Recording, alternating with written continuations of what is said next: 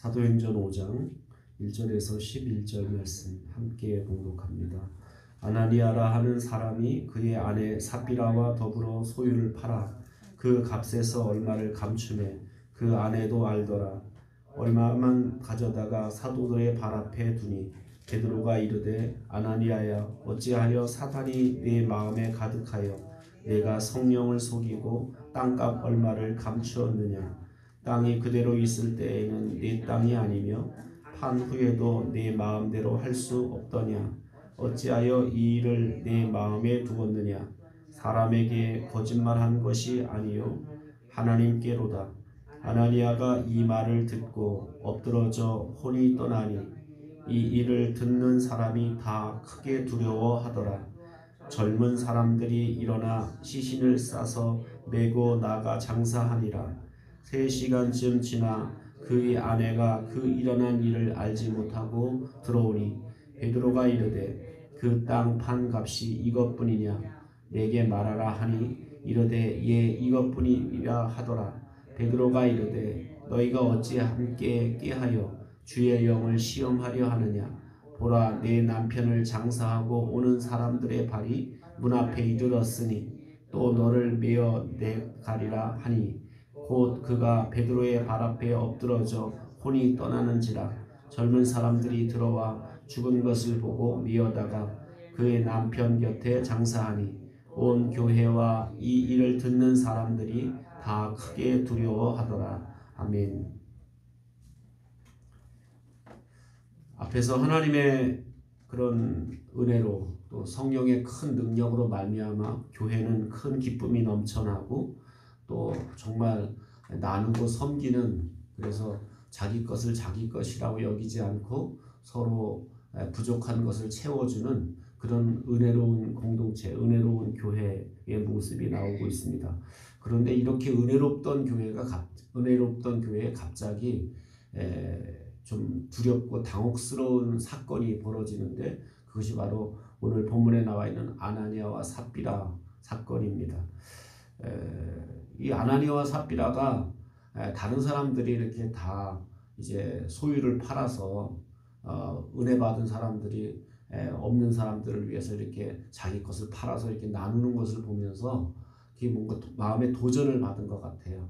그래서 자기도 자기 땅을 다 팔아서 이제 얼만큼은 감추고 얼만큼은 이제 사도들의 발 앞에 갖다 놓으면서 전부 팔아다가 여기다 놨습니다 라고 이렇게 이제 이야기를 합니다. 베드로는 어떻게 보면 그들의 속임수를 이렇게 찾아냈고, 그래서 그 둘에게 따로따로 묻지요. 이게 전부냐? 그랬더니 전부입니다 라고 이렇게 이야기해서 결국 남편이나 아내나 사실은 따로따로 물으니까 다 거짓말을 하고 속이게 되죠. 그래서 결국 그 일 때문에 어떻게 보면 베드로가 이제 그들을 너희가 사람을 속이는 게 아니라 하나님을 속인다. 왜 성령을 속이느냐? 왜 주의 영을 시험하느냐? 이렇게 책망을 할 때 남편의 혼도 떠나고 또 아내도 혼이 떠나고, 그래서 같은 날 사실은 부부가 다 이렇게 죽는, 그러니까 생각해 보세요. 막 은혜로 차고 넘치던 교회가, 은혜로 막 뜨거워졌던 교회가 갑자기 두 부부가 초상이 난 거예요. 그러니까 얼만큼 교회로서는 당혹스럽고 두려운 일인지 모른다라는 겁니다. 그러면 어째서 이렇게, 그러면서 이제 베드로가 얘기했죠. 그 땅 다 니네 건데 누가 땅 팔아오라 그랬냐. 네 마음대로 할 수 있는 건데 왜 굳이 이렇게 성령을 속여서 이렇게 이런 최악의 어떻게 보면 결과를 초래하느냐. 그러면 이 아나니아와 삽비라가 왜 이렇게 같은 날 이런 또 은혜로웠던 교회에 왜 이렇게 갑자기 큰 어려움, 어떻게 보면 두려움을 갖게 되었을까? 그 일이 뭘까? 오늘 베드로는 뭐라고 말하냐면 그들에게 사탄이 가득하여 너희가 성령을 속였다라고 이렇게 말하게 됩니다. 왜냐하면 그들은 아마 이런 생각을 했을 거예요. 대표적으로 이제 초대교회 때 여러 성도들이 이제 막 은혜 받고 나서 성령 충만의 은혜를 받고 나서 막 자기 땅을 팔고 자기 전답을 팔아서 하나님 앞에 갖다 바치면서 막 그 복음 전파에 아주 어떻게 보면 아주 온전히 헌신한 거예요. 나 이제 더 이상 땅 필요 없다. 나 더 이상 집 필요 없다. 나 이제 주님만 있으면 된다 하면서 그런 마음으로 이제 뭐 땅도 팔고 집도 팔고 그래서 가난한 사람들 이렇게 다 나누는 그런 일들을 한 거예요. 그러니까 뭐 그런 분들 중에 특별히 대표적으로 이제 바나바라는 사람이 있었는데 교회에서 막 이 뭐 바나바 같은 사람들은 막 인정도 받고 존경을 받는 거예요. 어땠을까요? 이 땅에 있던 아내의 삽비라도 슬슬 샘이 났을 수 있을 것 같아요. 그래서 샘이 나서 우리도 팔자.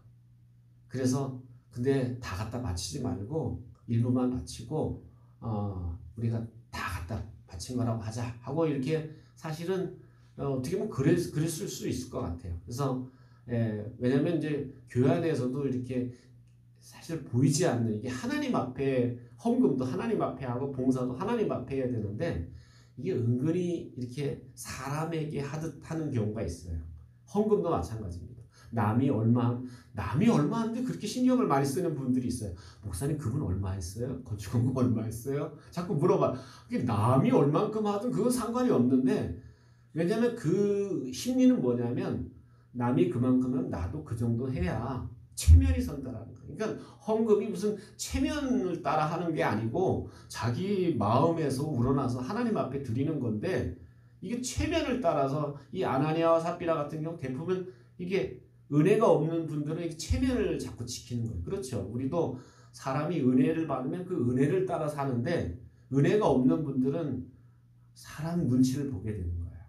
그래서 보니까 교회에서 바나바라는 어른이 막 존경받고 인정받고 친송을 받아요. 그러니까 그게 슬슬 샘이 나니까 곧 비슷하게 따라하기는 하는데 속임수로 하는 거예요.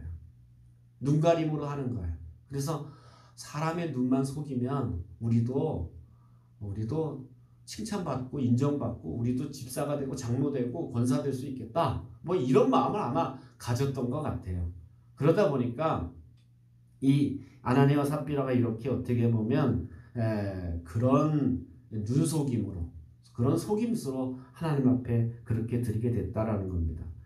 만약 저는 이런 생각을 했어요. 만약 그 당시에 이렇게 은혜로웠던 교회가 이런 아나니아와 삽비라 같이 적당하게 눈속임으로 사람 체면으로 이렇게 신앙생활하는 사람을 만약 성령께서 베드로를 통해서 이렇게 찾아내지 않았다면 그래서 이런 사람들이 교회 안에 점점 늘어나 어떻게 됐을까요? 교회는 점점 생명력이 떨어지고 성령의 역사가 사라지게 됐겠죠.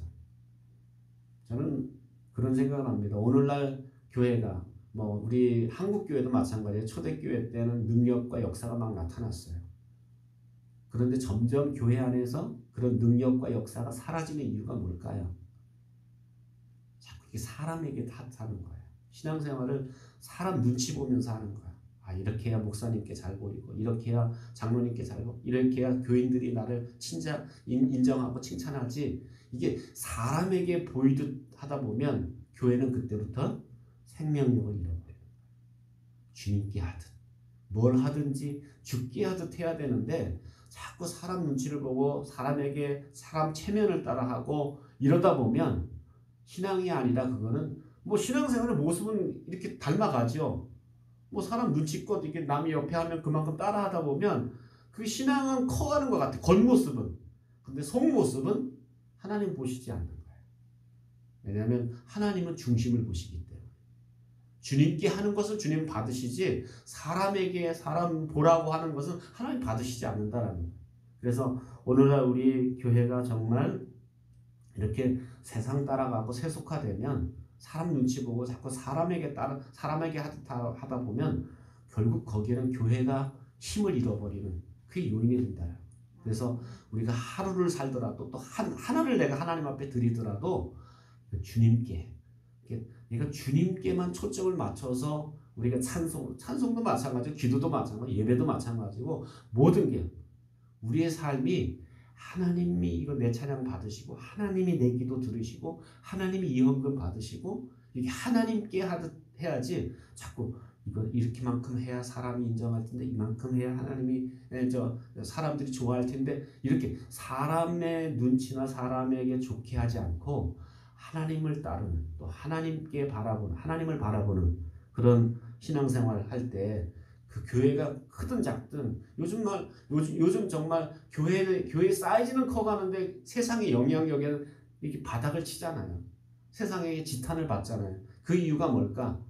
이게 자꾸 사람에게 하듯 세속화되기 때문에. 그래서 우리가 주님을 바라보고 사는 그런 저와 여러분 되시기를 주님의 이름으로 축원합니다. 기도하겠습니다.